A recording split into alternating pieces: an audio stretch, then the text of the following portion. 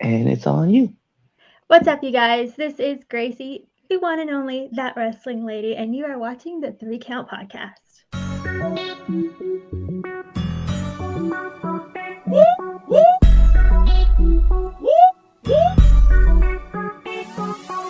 I'm in fashion, roll with cold passion. Welcome everybody to another great edition of the Three Count Podcast presents Now Entering, and I'm your host, Clever Red Dog Miller. And Amanda leads you up that mountain called wrestling. But like every good Sherpa, because that's what I am after our 300 and something episode, season 4 of it, right? I would just think that just like your tribal chief, you would finally acknowledge me. But like every good Sherpa, you gotta find someone who's been there, done that, and can do it more efficiently than you can. That's why it's never about me. It's about who's entering the ring. So who's entering the ring today? You can find this girl on the Phenomenal 4 podcast. You can also find her on her own show called Dropping the Kayfabe. You can also see her on TikTok and Instagram. She is doing all the amazing cosplays that you wish that you could do. She is the great, she is the spectacular, she is Gracie, that wrestling lady. Yes, I need to carry you around everywhere with me and just have that intro everywhere I go. Every time I open a door, yo, Yeah. love And then it. just have the crowd in the background like, Gracie, Gracie, Gracie. So hype. Yo, That's awesome. yo, so how are you doing? I'm good. I'm a busy person, but I'm good. You are because like I mean, aside of it, just like your stuff going on with like TikTok and Instagram, all your cosplays, right? You are with Panda Wrestling Company. Hi, Matt. Um, and like just watching you grow in like the wrestling community as a like obviously like a supporter as a fan, but also someone that with their own podcast and kind of getting their voice out there. It's been kind of like cool to watch you just kind of develop like your own style, and then just watch you just kind of like grow more and more comfortable inside your skin. Yeah, it's definitely been a journey, and especially with the growing more comfortable inside my own skin, because I'm a really shy person in real life. Like, I'm very, very socially awkward, and I'm an introvert, and I'd rather be at home on my couch than being outside and talking to people. And I've grown so much in the sense that since I've been doing like podcasts and TikToks and my whole TikTok journey and going live with people, like I was terrified to go live with anybody, because you just don't just it's just weird at first. Um, Hmm. but I found that since I started doing all this stuff, I'm more outgoing in my real life now. Like I'm more keen to go up and make crack a joke to the person at the grocery store next to me. And I have come out of my shell and it's pretty cool. It's really weird how like wrestling, like and not just wrestling, but it's just like art, I guess. Really, you Yeah. kind of see that happen a lot, but more predominantly, I like to say in wrestling because I know even for myself, right? Like even though like I'm very like outgoing, and like I said, this is season 4, like now into ring. Plus, we've been doing a podcast for like 4 years now. It's like this recently when I started making my journey in professional wrestling, like I was still pretty like I was pretty wild per se. Like I was very comfortable in who I was, but like the character of Red Dog like became like larger and like to me and like became more and more out of their shell, which then pulled me further and further out of like my own shell. And like now like I talk about it in a sense of like when you like meet me outside of like the podcast or the wrestling world, like I'm pretty like just down to earth, kind of chill, still a little wild, like I still say some funny ass stuff, but like then you meet me on the podcast and it's like one level up, right? So we're like here and I'm just like, hey, what's going on? Like I love doing this kind of things. And then you Yeah. meet me in a wrestling ring and it's like, hi, and it's like It's like you live in different this characters and you yeah. like I feel like it's you, right? You have like the people you present or yourself that you present to people that you don't know, and then it's like the real you. And then when you're a character, it's like the elevated version Yeah. of you. And it's awesome. Yeah, and I was I got it from, so I was listening to this podcast called I Hear Voices with Will Friedle and what's her name?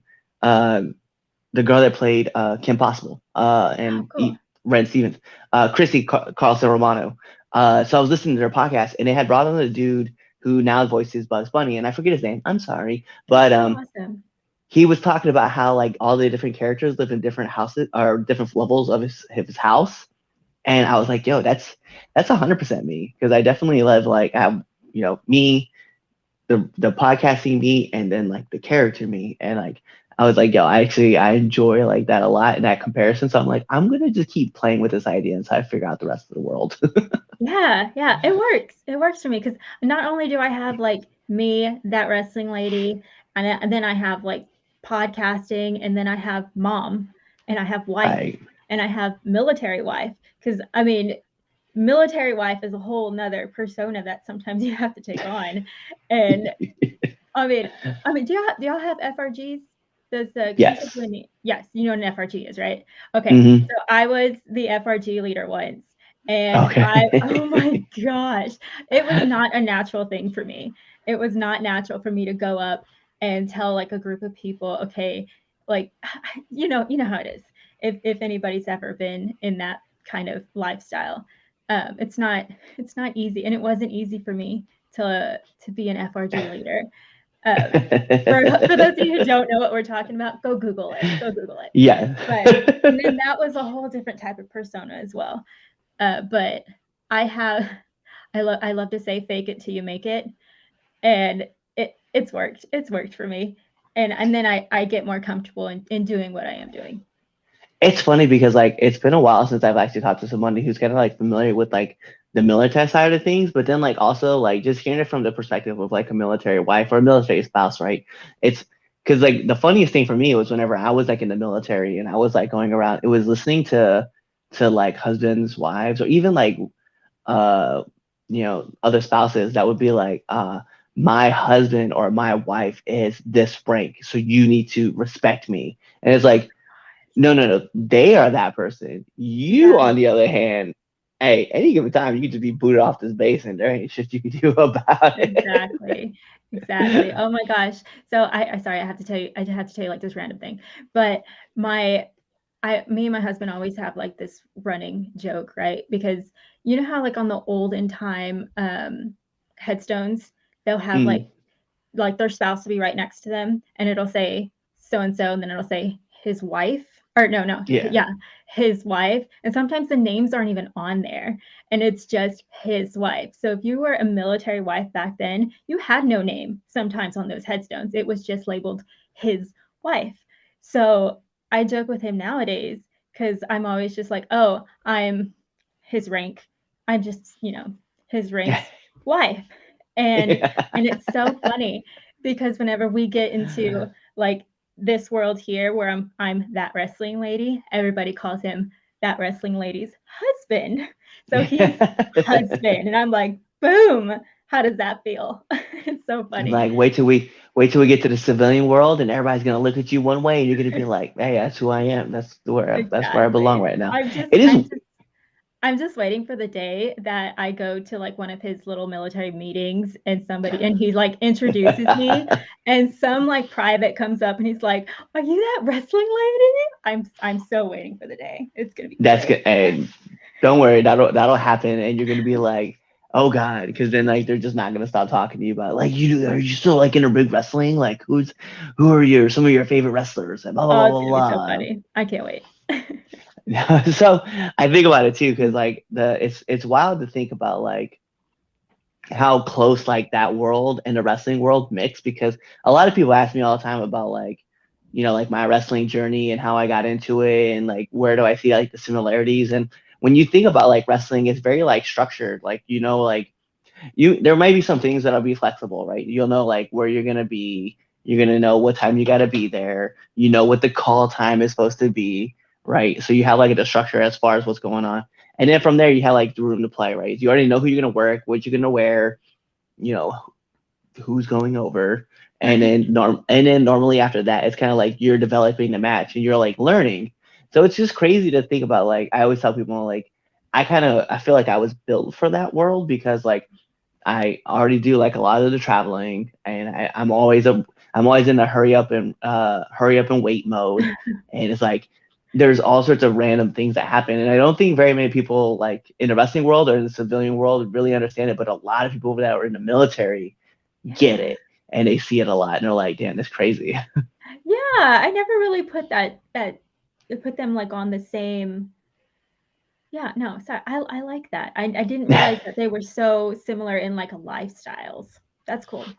And then like also inside the training, like, you're always training to be ready for like whatever situation may come up. And you may not even hit all the training stuff, right? Like Yeah. jumping over the top rope and outside is not really a normal thing that you think about doing. But like in the wrestling world, obviously like everybody does it, but you're always training for the just in case factor, just like when you're in the military. Like, listen, I rendered first aid, actually, now I think about it, to maybe a handful of people, less than a handful of people. But I was trained on it just in Yeah. case. So you're Yeah. always trained for like the bar reaches of whatever it is that might hit you. And it's very unique to be a part of like that world and see like the training aspect and then think about the military and be like, yo, I was trained for all this stuff and I think I did it maybe like once or twice. But hey, so let me ask you though about your wrestling journey. Like, what got you into like enjoying pro wrestling, and then what made you want to become a content creator? So my dad got me into wrestling when I was a kid. I could remember seeing just like the Undertaker in his purple outfit coming out with all the smoke and the spooky stuff. I love spooky stuff and I've always loved it since I was a kid. And just it was all about the Undertaker coming out in the purple. And then it went from that to the American Badass, who I had like the biggest freaking crush on. I wanted to marry him. And like a little tiny me was just like, that's gonna be my husband someday. And I wanted to marry him. I kind of fell off when it came to me going to college. Just because I mean it's college. I don't know. I don't know. I was probably at a kegger somewhere. But I I mean for real. But no, and I think I went to like a house show in like 2011, 2012, and then that was pretty much it. But my dad ended up getting sick in 2019. He got sick, and we would go over and we would visit, and we would watch wrestling with him.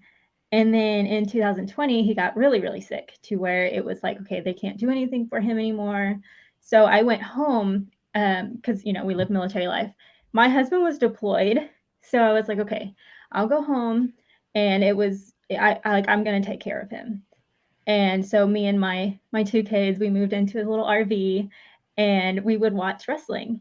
And it was kind of like an escape Mm, from everything that was going on, because he was in hospice, he was in his last days and stuff, and from it, I just seeing Bray Wyatt, it was Bray Wyatt for me when I first started watching it again, and he was in like his like the fun house. Oh, I was like, who is that guy? I just everything about his character. I was like, I haven't seen something like this before, and it was so cool. And so we would just sit there and we would watch it, and my dad ended up passing away.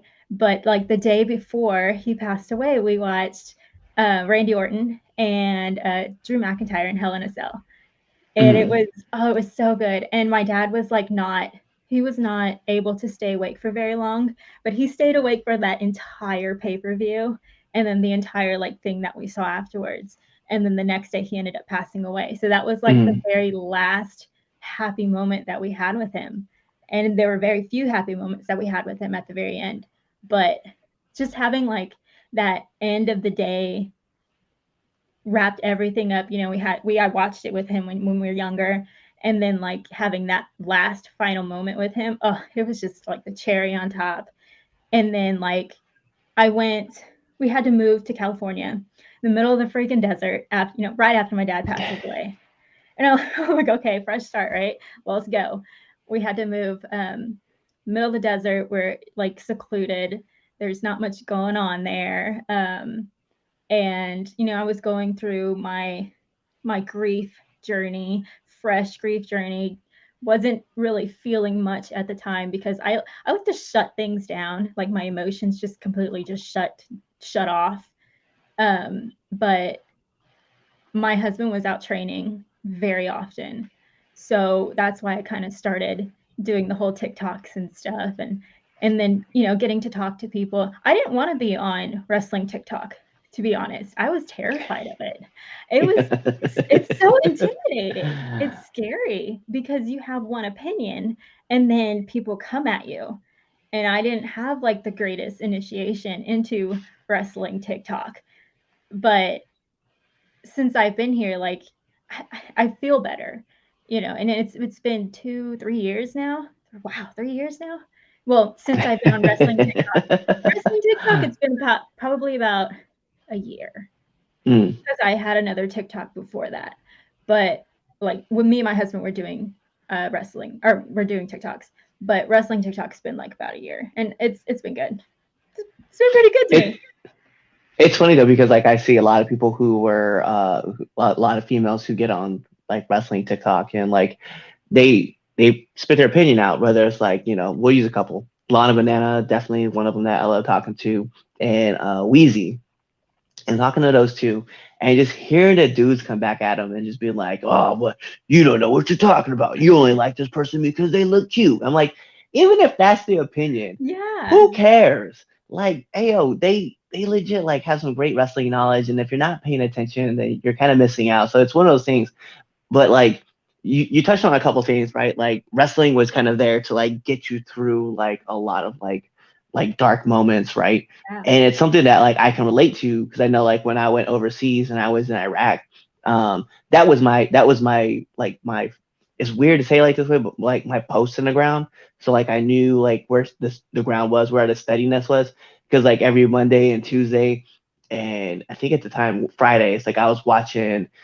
I would, funny enough, this was crazy. I was watching Raw, ECW before it changed to NXT, and then SmackDown. So I'd be watching all these shows and I watched all the pay-per-views, and I was just loving watching wrestling all over So again. it And I was was your like, man, constant. yeah. So it was a It was thing the that only like kept constant. me sane because I was Mhm. like, I was wrapped up for wrestling. And everybody's like, hey, you know that shit's fake, right? And I'm like, yeah, but you know it's not fake. I was like, I was like, you know what else is fake? I was like, every other goddamn TV show that you're watching right Yeah. now. I was like, leave me Yeah. alone. Let me go enjoy myself. I was like, I Mhm. don't care. But it was the thing that kind of kept me like, hey, oh, like these things are gonna be okay. Storylines are up and down. I watched Kofi Kingston like start when I was in Iraq. Like we're talking Wow. about there's always trouble in paradise. Blah. Like when he was from Jamaica. And I was like, I always think about like how like I look back on it now, like, bro, this is so bad. But like those were the things that kind of helped pull me through and kind of gave me like a new lease on like life, because I was like, after I got back, like a whole bunch of bad stuff had happened, and I was like, I just need something to make me feel like I'm normal again, and like watching Mhm. wrestling was that thing. So when I had the opportunity to go pro and like, well, and I'll be honest, weekend warrior for some of those people out there who keep referring to me as it, but as an indie wrestler. I left at the opportunity because I was like, there's no way I can't not do this. I was like, I'm turning 30. I was like, at the time, I was like, I'm turning 35. I was like, it's either going to be now or never. And I was like, if I don't make Mhm. this leap now, it's never going to happen. So I was like, we're going to go for it. And like, it's been one of those coolest things that I've ever had, like the opportunity to do. And it's something because like, we have like all these dark things, and this is kind of something I wanted to talk about with you too, because not only is it about like getting over with like the fans and also getting over like the wrestling and content creating, but one thing that you have Drop the Kayfabe, which is their podcast about mental health, and I'm a very huge advocate for it, and we talk about it a lot. When I get the opportunity, like we had an episode just all dedicated to it. If you guys haven't checked it out, go check it out. Brianna Evans, right? She, Chaz's wife, the other part Oh, of this podcast, but she wrote a book all about mental health. oh, And cool. yeah, so, we get to talk about that a lot. And it's one of those things where I wanted to bring it up and talk about it with you too, because like, I think it's cool that you have like this outlet where you're like able to just kind of just, for lack of a better word, strip down and just kind of let the fans kind of see like, hey, oh, like this is the real me, and it's just fun to watch you do your thing. Yeah. Yeah, I really wanted to create something that was meaningful because on TikTok, it's everything's just surface level. It's what you want to present to people, and it's all the good stuff that you want to show. And I wanted people to see me for me. First of all, I wanted people to see me for me. And that was my first initial thing. I mean, I was just like, maybe if I just do this for myself, it was an outlet. It was some sort of like, I wanted to be heard. And then I was just like, well, if I want to be heard, others want to be heard too. And I found myself like the more people that I discovered, the more I realized that we all have a lot in common. And especially in the wrestling TikTok, I've seen like there's people that have come to me, and I don't know what it is about me is people just, it's like people come to me, and maybe it's I'm welcoming or something, I don't know. But I had a lot of people come to me and say, how do you do this? Or I need somebody to talk to. And so I was like, well, why not create a space to where these people are going through the same things? And like one of the last episode that I did was about how it was a couple of us TikTok creators on there that were talking about like the negative effects of social media.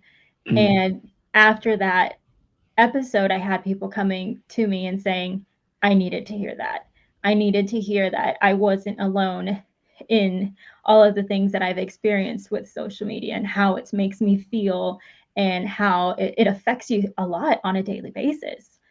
And yeah, it's been good. There's been like 2 episodes. I'm working on gathering more. I want to do, and I might invite you, but I want to do one where it is okay. So I have this idea that I wanted to bring in wrestlers, like indie wrestlers, and the mental health effects that you have whenever you are just in the business, and when you are like when you don't book a job, or when you are wanting to book a job. And it just I want to like pick your brains and just see like the struggles, because I know there has to be struggles, and there has to be self-esteem and just comparison. And I'm genuinely curious, and I know you guys aren't alone in all that. No, it's crazy because it's funny you bring that up because I legit was talking to an individual yesterday, and I had asked a question. I said, like, what's one of the common traits that you see among pro wrestlers, right? And without hesitation, they answered back saying paranoia. That Really? everybody who gets to the top is always afraid about like getting forgotten about or being like written off of a TV show, and then fans not remembering them, and so they're always like trying to do everything they can to get back into the spotlight or to get seen or to get looked at. And I thought that was very interesting because I was like, but you made it to the top. Like you're at the cream of the crop. Like why would you be afraid of being forgotten if people know who you are? Yeah. And I feel like when I was connecting the dots with some of the other people too that I was talking with, um, it just seemed to be kind of like a trend. Like people were like, like they get written off, they come back, they don't know how the crowd's really going to take them, or like they were working at one scene and then they started working and started trying to get themselves over, and they were getting over and then they got released, and then from there they had to start back at the bottom and work their way back up to the top. So it was definitely interesting to hear like a lot of people talk about like the idea of like being forgotten or having to rebuild or like thinking out. It was crazy to like have these kind of conversations. And so like yeah, I hear you on that.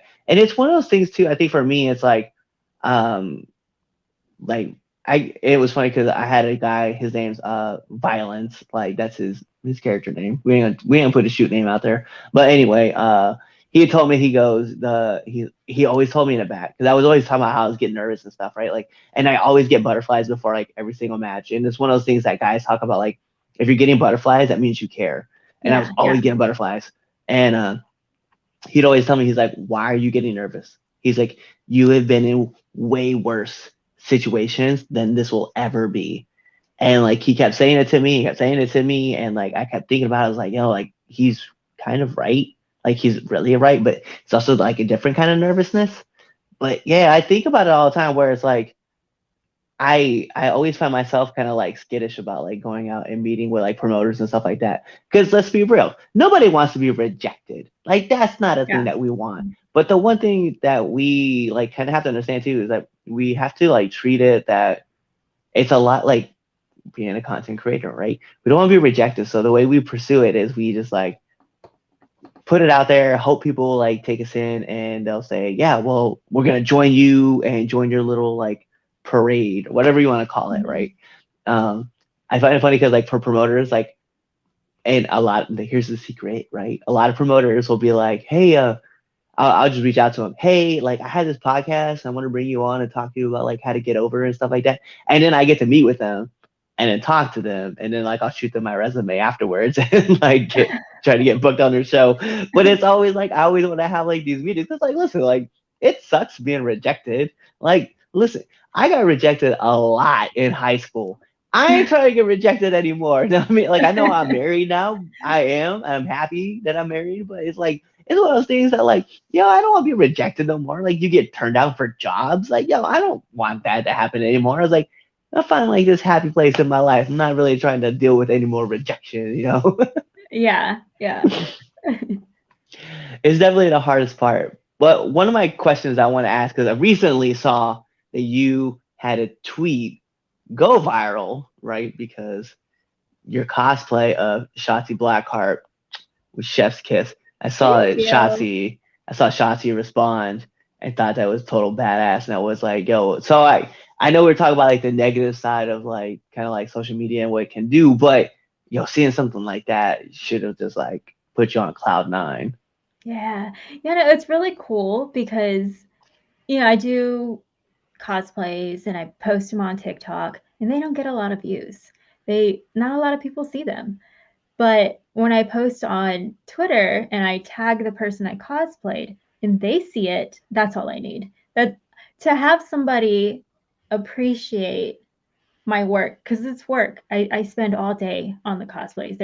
It's an all day thing. It takes hours to do. And for the person that I'm cosplaying just sees it. They don't even have to respond because there's people that I've cosplayed and I've shared it on Instagram on my stories.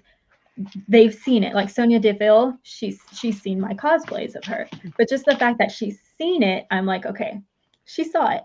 Like to me that's a win. I'm like, if you see me do it, that's a win. You don't have to respond. Liv Morgan did too. You don't have to respond. You don't have to say anything. You don't have to do a tweet. Shotzi was a freaking badass for retweeting it.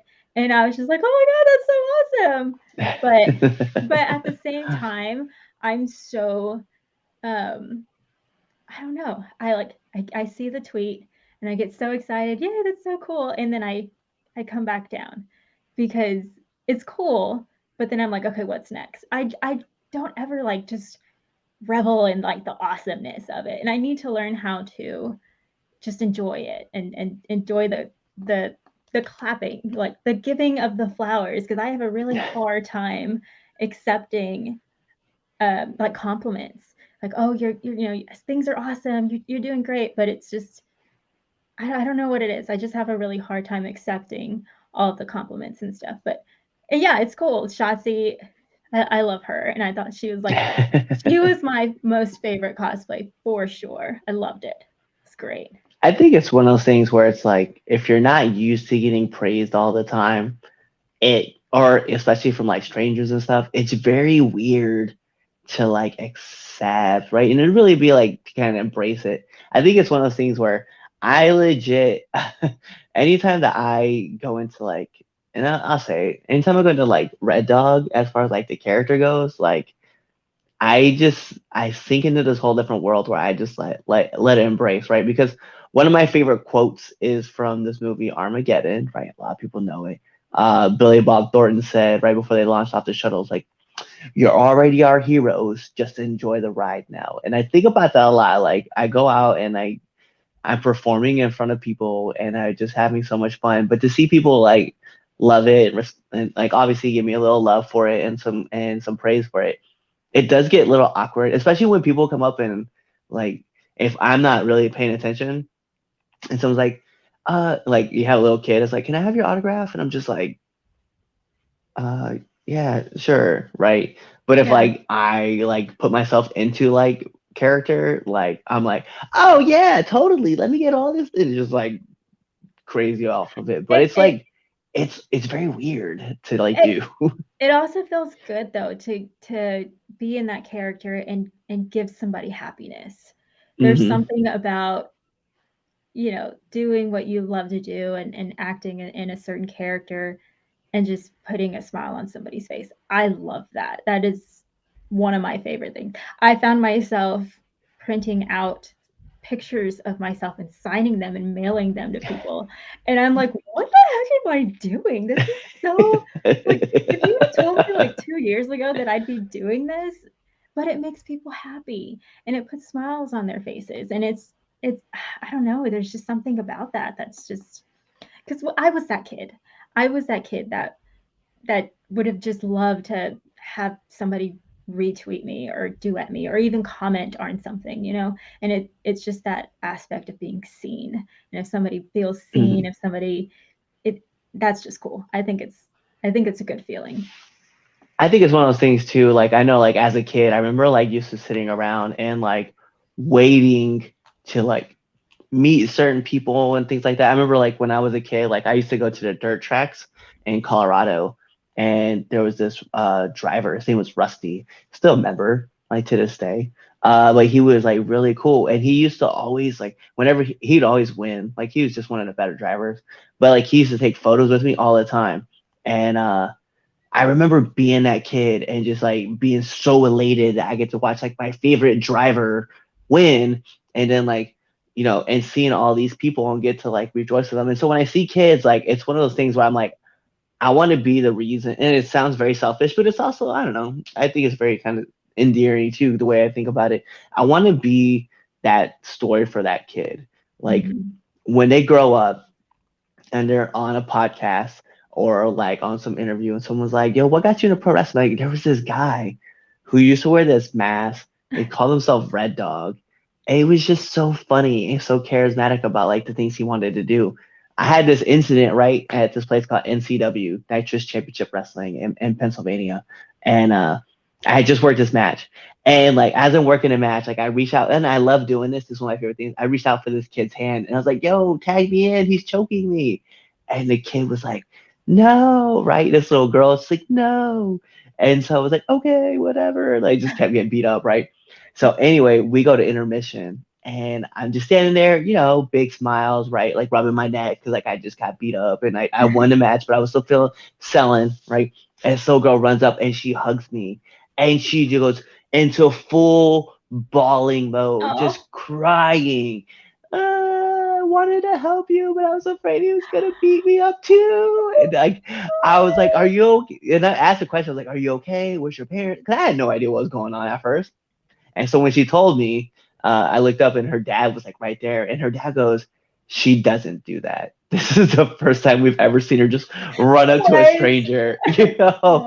But Oh, it was like to have that kind of connection. I was like, bro, like I was like, I hope one day like some kid has that kind of story because I want that to kind of bleed on. It's like from me seeing like one of my favorite drivers and inspiring me to want to, continue to be this kind of person. I want to be a positive influence on people and put out the positive vibes that hey, like everything's gonna be okay. All you got to do is keep like running after your dreams and chasing after them. But it was like that genuine connection I had with this little girl this one time, right? And like I was like, yo, this means everything to me. yeah. Gosh, that's so beautiful. It really is. Just oh, yeah, just because I was that kid before, and you, and it's also just like I said, going back to it, it's all about being seen. That kid was seen by you, by a wrestler, by somebody who, was in this character, was in this show. And I really think that's what it comes down to is that you made her feel special, you made her feel unique.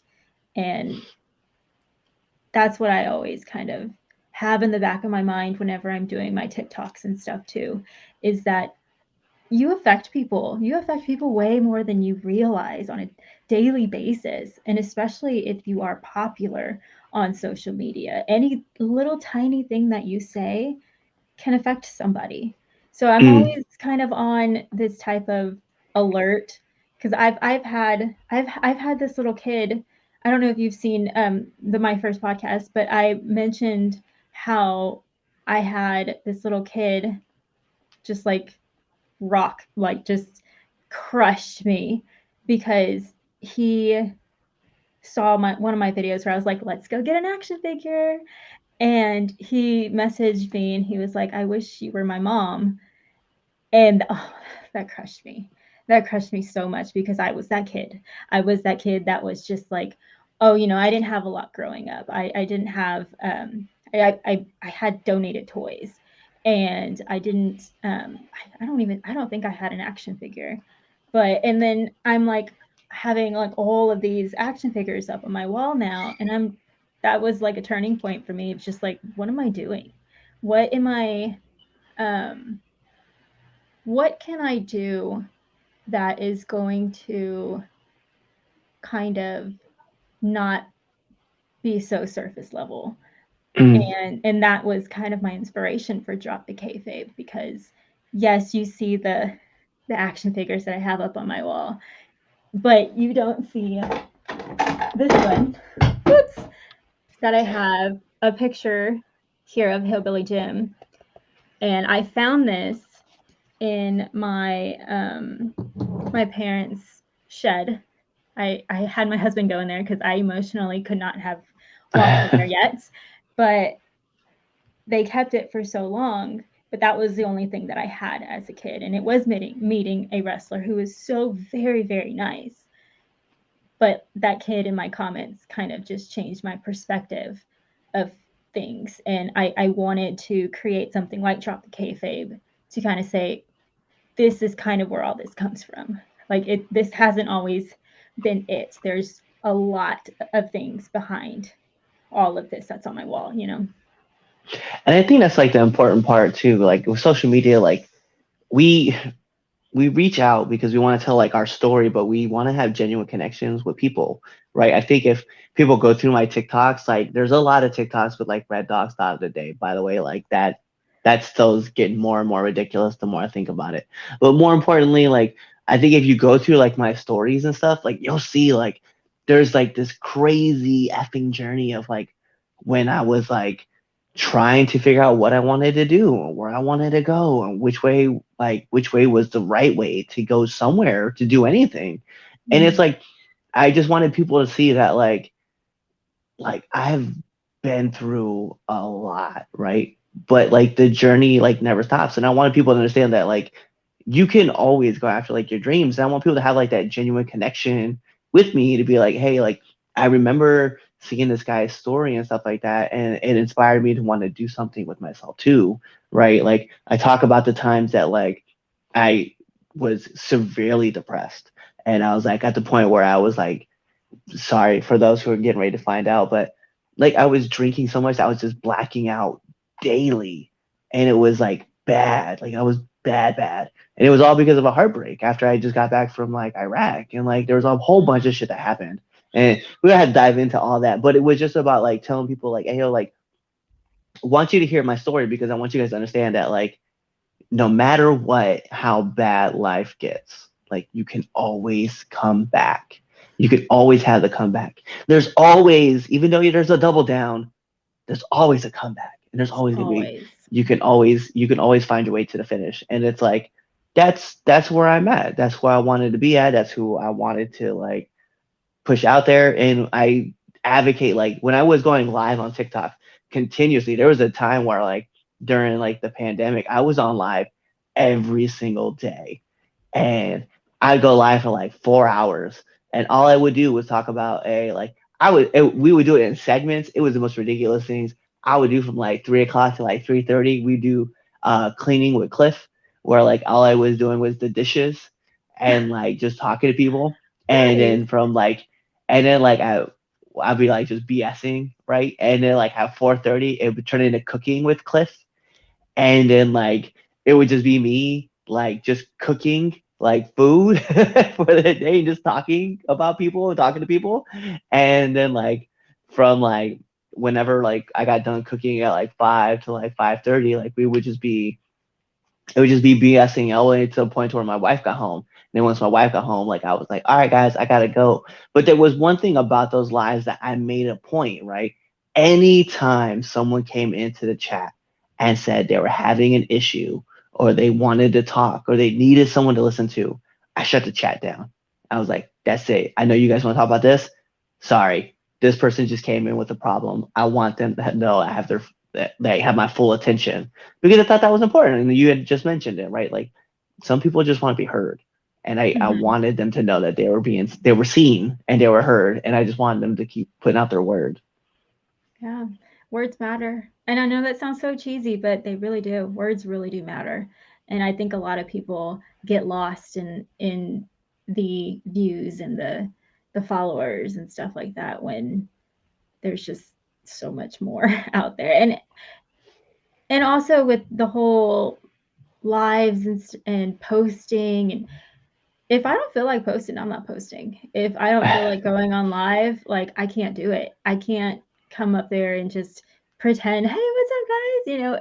If I'm having a bad day, I don't go live because it's one of those things where it's like I need to take care of myself mentally, and then I can come back, and then I can be the one to talk to people and say, "Okay, tell me about your day. Are you doing okay?" Because it's not selfish. It sounds selfish, but it's not. But you have to take care of yourself before you can help others through whatever they want to talk to you about with.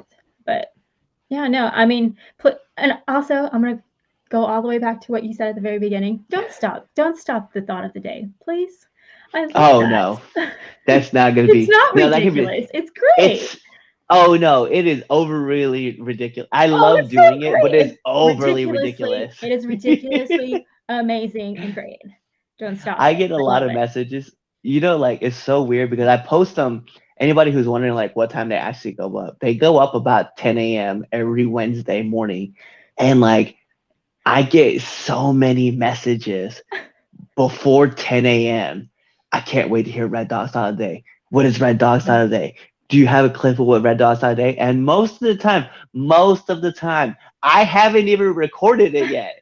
Like I will record it at like 9:30 in the morning and post it at 10. Like just letting people know behind the scenes that sometimes happen. Except for the next few bunch ones I've actually pre-recorded because I got them all out of the way, knocked them out, so I would not be lazy. But yeah, I think I legit. So I forget what his name is, but he does the Skeletor memes, and I saw his stuff, and I was like, yo, that's actually really funny. I think I'm gonna just like take that. So I take it and I like tag him in it, just let him know like, hey, yo, like I want to give credit to you. But there's like a lot of stuff in there where I find random facts of the day, and I'm like, I really like that fact. I'm using it, and like I love it. it is great. And then and it's a Red Dog's voice, but it's like Mhm. it is beyond wild that like I started out randomly like a week before I went on vacation to Massachusetts with my wife, and like it like spun off to something that I just I had no idea. I love Like it. people were gonna be so wrapped up to it. I love it so much. Uh, It's great. well, I'm glad people love the idea of those. So one of those things is your fan base is just growing immensely, right? But the one thing I wanted to see and ask was like how are you finding success? Because I know a lot of people out there who are on TikTok and Instagram are also having trouble growing. So I just wanted to see your kind of point of view and see what you thought about like what is it that you think is helping you grow at such a rapid pace? I think it's all about communicating. When somebody comes into your comments, you talk to them, you communicate with them, you get to learn their names, and guess what? They're going to come back and they're going to share your videos and they're going to share your content and they're going to follow you to other other platforms and stuff. And it's all about forming those relationships, the real stuff, not the just hey, or like when people do battles and it's just like tap and share and gift. And for me it's not about that. For me it's about just talking to people, because some people just want to be talked to sometimes, and not, some of the trolls come in and it's just like, all right, get out of here. You're out. You're out of here. But no, I think mainly where my success comes from is just not completely rejecting somebody that comes into a live and talks, or completely not ignoring people. Now I'm not perfect. I do, there are some things that I don't catch in the comments and stuff, and people do repeat themselves, and people are like, why isn't she talking to me?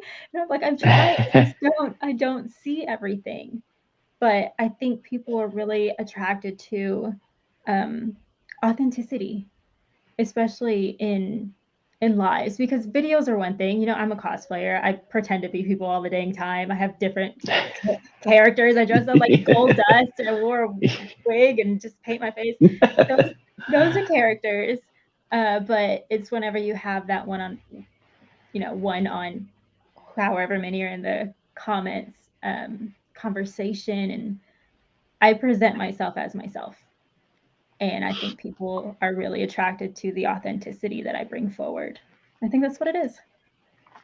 I like that though, because it is definitely something that we talk about a lot, like in the wrestling community, right? Is that like you have to have genuine connections with people, and you gotta, if you have these genuine connections with people, like they're gonna come back, right? Because Mhm.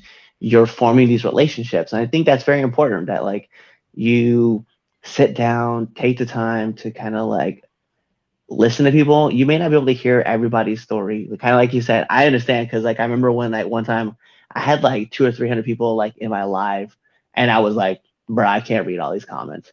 You It guys, gets you to be a guys are lot, yeah. posting way too much. Yeah. Slow down. even even at like 15, it gets to be like a It's lot hard. to read really, really quick. So you're like picking and choosing like who to look at. But you're trying to have genuine connections with everybody, and sometimes it's just way too hard. But like when you do get that opportunity to sit down and say what's up and just sit and listen to people's stories, it's definitely like one of those things where it's like it's massive because you can see Yeah. people's worlds kind of change around you, and like you can have a lot of fun and get to Yeah. know who that person is and talk to them about whatever it is that they want to talk about. Yeah. Yeah, like I like one of my followers, I know he's a firefighter and he wants to be a wrestler. And I'm like, okay, well, if you want to be a wrestler, follow this person. And they're in the indie scene, or well, whatever. And I have people that are teachers. I have this really sweet old man that follows me, and he's retired, and he's just like, he has nobody to talk to, and he just comes in, and I'm like, hey, what's up? It's good to see you. And it's just the sweetest thing ever. But like I can name my people not just from their username, but just from their actual name. And there's something so cool, I think, in that, especially coming from somebody who's so introverted, and somebody who's just I'm just myself. I'm just myself. And there's people that just want to come in and talk to me, or hear me talk and ramble all the time. And that makes them feel better. People are listening to me when they're on their way to work in the morning, and they're like, oh, you put a smile on my face today because whatever you did was so funny. And they know parts of me. They like, I don't usually show like everything about my life, because I do like to have some things that are personal, just because Yeah. out of safety. But they get to know me, like, genuinely. And like, if I'm having a bad day, I'll go in there and I'll be like, all right, guys, I'm having a bad day today. And then I'll just talk for a bit, and then I'm off. But no, it's cool. I like the genuine um, followers and relationships and stuff. That means a lot to me. And if I have like 15 people in there, but I know all of them by name, that's all that matters. I'd rather have that than like 2,000 people in my lives. That Yeah. means more to me. I understand that. I definitely I know like for me like I have a bunch of people that I knew on TikTok that were in my lives, like I know them by like first name, and like they're like the significant ones that I could definitely pick out and talk to, and I've reached out to a few of them just online, like on Facebook or on Instagram or even on like Twitter, just to say hi, because I'm like, Mhm. hey, like anybody who follows my handle, like you find it on the same one, like every other platform. I made it super easy purposely for people to find me and just say what's up. But yeah, it's definitely one of those things where it's like you genuinely want to have those connections with people, and it's very, it's so much more fun. Like you get to let people kind of see behind the scenes, but definitely the one thing you said, and I definitely agree with, is just like there's certain walls that I Yeah. close off. I'm like, y'all aren't privy to this information, and you're not gonna get it either. Like when Yeah. people ask me like where I'm from, all the time I'm just Baltimore, Hmm. just because it's the nearest place that people will be like, oh, okay, but yeah, I don't live in Baltimore.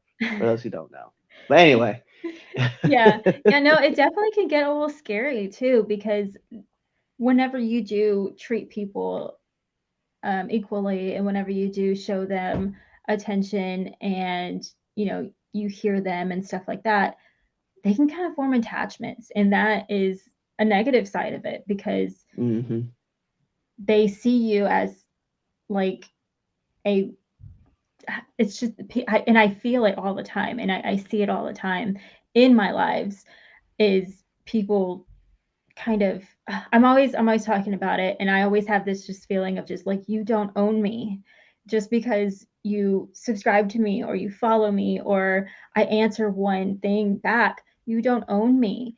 And people can get really attached and really protective, and that's scary. It really is scary. I do form relationships with people in my comments, and I do know them on the surface level, because like I said, TikTok is surface level. But I have a family. I'm a mom, and I'm a military wife, and the lifestyle that I have to live. And it gets very scary when, say, I block somebody on TikTok because they're getting too clingy, because yep, people can get very clingy. And so I'll block them, but then they'll find me on Instagram and they'll start messaging me, and I won't answer, and they'll message me again. And then I don't answer, and then they message me again. And that'll go on until eventually I block them there, and then they find me on Twitter. And it can get it's scary. It is very, very, very scary, because there is that wall, and there is that very fine line of, I am your entertainment online, because that's what it is. We're entertainers online, and I will talk to you, and I will hear you out, and I will form a relationship with you, but you don't own me. yep, I'm a wife. I'm a mom. I have kids, and some people are just like, wait, you have kids? I guess, like, I'm a person, and yep. people get attached to that. This character over here, they get so attached to it that they forget that there's an actual real life person, human. And it's like, oh, like, I always I I always say that to my husband. I'm like, people are acting like they own me today, and I don't like it. Like, I feel like somebody is just like on top of me, and I'm like, just get off of me, please. Get, like, I feel smothered sometimes, and that is the negative part of having. And I don't even have a lot of followers. I'm like, holy crap! What if I go like get like 1 million followers someday? What am I gonna do? Um, but it is a negative part of being popular on social media, because you do have those people that form attachments, and it gets really uncomfortable. It's one of those things where I genuinely tell like this is like a thing that I like it is crazy situations, right? Because obviously for those who don't know, yes, wrestling lady is female, okay? But the DMs that a lot of female wrestling content creators get and female wrestlers get, I'm like, it is beyond me of some of the things that some people, okay, will say. And what really drives me crazy. So I go when I go and meet when I want to bring females on to the podcast, right? I make sure I meet them first, right? Because I don't want them to be like, oh, yeah, look at this creep. Like, first of all, like, chill out. I'm not that dude. I just want to. I want to build relationships like on this podcast, right? And like get to meet people and hear their stories. Because I think that's the greatest thing ever is to listen to people's adventures of where they've been, where they're going, and what they're Mhm. doing. But it's wild to me that there's some people out there that will literally say like, oh, well, like I'll give a perfect example. When Mercedes Monet, right? Mercedes Maldonado, Shasta Banks, whoever you want to call her, when it was revealed that she was engaged, right? so many wrestling fans said it wasn't fair that they didn't get the opportunity first to try to date her. I was like, bruh, What? she has a life. Yeah, I was like, she has a life before you. She gonna have a life Wow. post. Yeah, and it's wild to me. And I was like, I think about that all the time. And females like people always like, hey yo, like what's up? Like, hey. And I think there's a crazy part. I'm like, what if there's that guy out there that's like, hey, I have a podcast, I want to bring you on. And it's not like they don't have a podcast. All it is just them wanting to flash like their genitalia at somebody. It's like I think about that thing all the time. So I meet females purposely and have a conversation with them. And then I bring them on the show. We have these conversations. We have like a lot of fun. And then the crazy part is I tell them, hey, go ask one of your friends and have them come on the show. Because then at that point, I can expand the brand out and like get more people on the show, right? Whether they're male or female, straight, gay, lesbian, trans, it doesn't matter to me. We want everybody to come on the show. But it's one of those things where it's like, I don't ever want a female to feel like she has to come on the show. I want her to want to come on the show because I want to have a conversation with you and I want you to have a fun conversation too. And I think it's crazy because like I had a situation where we talked about a podcast and a lot of people asked the same kind of questions. And I legit went, hey, ask that person what they think of my podcast. And then as soon as that person was like, oh, I love being on that podcast. It was so much fun. We had such a great time. Then the other person goes, all right, I'm gonna come on your show now. But it was two females, and I had to make sure that like I was like, I don't want it to seem like I'm that kind of guy. I just want you to know that this is what it is. So I always feel weird about reaching out to people's DMs. I legitimately, I'll go to like I'm working at wrestling shows, and I find like certain people. I'm like, hey, would you want to come on the podcast? Hey, can I ask you to come on this podcast? Like, why don't you just DM me? Because weirdos are in your DMs. That's why. Exactly. Yes. And the amount of people that get so mad that I don't respond to them is insane. But I'm just like, I'm just trying to protect myself because if I don't like automatically recognize your handle, I'm not going to respond to you just because I don't know who you I don't know what I'm opening up when I open up my DMs. And especially if you shoot me a picture, I'm not touching that thing. I don't want to know what that picture is. And I think that's one of the biggest things that I would say to somebody, especially a woman that's trying to, um, have her brand grow, is don't just go on any podcast. Don't collab with anybody that just wants you. You have to make sure that like just a good Google search whoever is trying to reach out to you, say 3 Count Podcast wants you on, go to their YouTube, watch a couple of episodes. They have a YouTube. Watch a couple of episodes. Scout them. Scout them. Check them out. That's what I did with you guys. I was like, okay, even though I kind of knew who you were already though. But I for me though, that was like research. That was just like, okay, how did they run things? And that's a whole nother thing. How do they run things on their show? Because you don't want to go in and just kind of just sit there and just Get be like, okay, blindsided. we'll see what happens. But you kind of have to go in knowing somewhat of the person, knowing somewhat of how they run their podcast, and knowing that it is a real podcast. You're not just gonna get with some random person. You're like, oh hey, what's up? One-on-one, And I felt and like then that you was, never see it again. yeah, and I felt like that was important because, like, one of the questions that you had, right? Like, mind you, anybody who's wondering, right, one that's an interview show, one of the questions like you had, yours is like, what am I expecting when I get on, like, for this show? Because now Into the Ring is different from our debate show.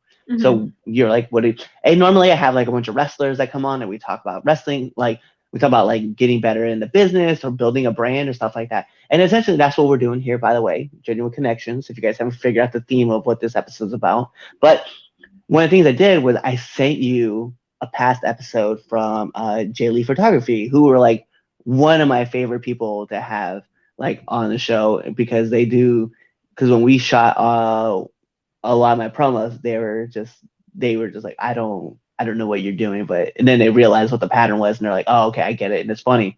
But I sent you that episode because it's different from like what a wrestler would want, right? Or what a wrestler would say. So I definitely wanted to make sure that was a thing that you saw and that you got a hold of. So that's why I was like, it's very important that you build those relationships, and then you give people context about what they're going to walk into. So I wanted you Yeah. to feel comfortable when you came on the show today and had that conversation with me. Yeah, yeah, and that's really what it's about. It's about making the other person feel comfortable. It's about respect and making that person feel comfortable when they come in, and respect for yourself too. Like respect yourself enough to protect yourself. Definitely, definitely, definitely, 100%. I agree with that point. So as much fun as I'm having with this conversation, we do have the best segment of the Three Count Podcast, and you're about to be a Oh, part of it. So this is the Three Count Podcast, 10 count questions. I didn't prep you for this one purposely because if you did watch the oh episode, you have crap. already seen this is a thing. So anyway, Okay, this is how it works. I'm gonna fire off 10 questions at you rapid fast, and kind of whatever the answer is, that's your answer. okay. I suck at these, but okay. That's fine. So we're gonna put on the imaginary timer for added pressure. Bing! And in the words of Mike Goldberg, here we go. SmackDown or Raw? SmackDown. Favorite movie? Forrest Gump. Hey, great movie. Marvel or Mhm. DC? Marvel. Favorite cartoon? Ooh, The Simpsons. Yeah, I like that. PlayStation or Xbox? Dang, PlayStation right now. Okay. I know, Favorite I know. I actor? have both. Favorite So do actor. I. Um, Sarah Michelle Gellar. I love Sarah Michelle Gellar. Finally, someone says that name. All right. Pepsi or Coke? Coke. Favorite podcast? Three Count Podcast. Right. I mean, hey, let's be real. Let's be real. We're gonna take a close third because like the Phenomenal Four is actually really good as well, and so is Drop the Kayfabe. So we definitely gonna take it. She only saying that because she's on our show, but we understand that. But we definitely gonna put her stuff over first. There's so many. There's so many to choose from.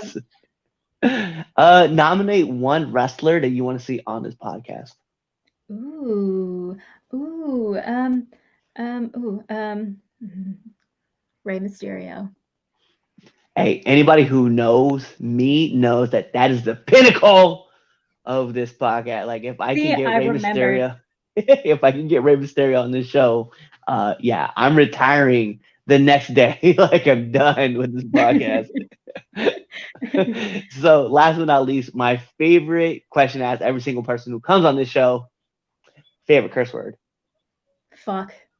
Right. I mean, it's got to be right. Clip that one and put it in your pocket. Bet.